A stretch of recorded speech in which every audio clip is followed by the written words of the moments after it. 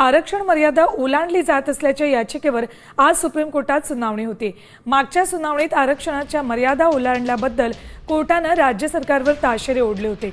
आरक्षणाची मर्यादा ओलांडू नका, नाहीतर निवडणुकाच रोखू असा गंभीर इशारा सुप्रीम कोर्टाने दिलेला। त्यामुळे आजच्या सुनावणीत निवडणुकांचं भवितव्य ठरणार आहे। स्थानिक स्वराज्य संस्थांमध्ये सरसकट 27% आरक्षण लागू केल्याने आरक्षणाची 50%ची मर्यादा ओलांडली।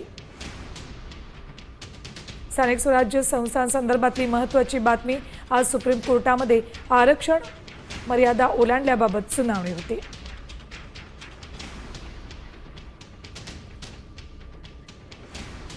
जे प्रतिनिधी भूषण अहिरे यांनी याचिकाकर्त्यांशी या संदर्भात बातचीत केली।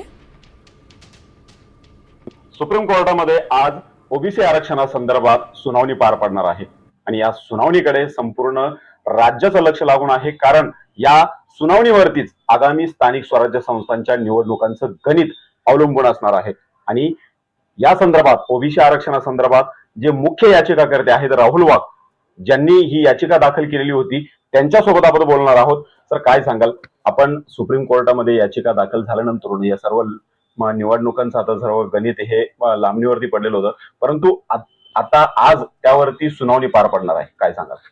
आता न्यायालय मुख्यतः हा निकाल आज देऊ शकतं आपल्याला की 50%च्या पुढे जे काही आरक्षण गेलेलं आहे त्या संदर्भामध्ये ते स्थगिती देऊन निवडणुका घेण्यासाठीचा हिरवा झेंडा दाखवू शकते। परंतु यामध्ये मुख्य अडचण अशी आहे की ज्या पद्धतीने 50%च्या पुढे आरक्षण गेलेल्याच्या संदर्भामध्ये राज्य निवडणूक आयोग आणि राज्य सरकारने जी काही प्रक्रिया राबवलेली आहे ती मुळातच सुप्रीम कोर्टाच्या निकालाच्या विरोधात असल्यामुळे ती रद्द होण्याची शक्यता आपल्याला प्रथमदर्शनी या ठिकाणी दिसून येत आहे। यामध्ये महत्वाची एक गोष्ट या ठिकाणी आपल्याला लक्षात येते की राज्यकर्त्यांचा नाकर्तेपणा या प्रक्रियेच्या मानगुट्टीवर बसलेला आहे आणि ज्याच्यामुळे आपण प्रशासक हा असंवैधानिक पद्धतीने महाराष्ट्र राज्याच्या प्रक्रियेमध्ये हे सत्ताधारी वर्ग राबवून घेताना आपल्याला दिसून येते।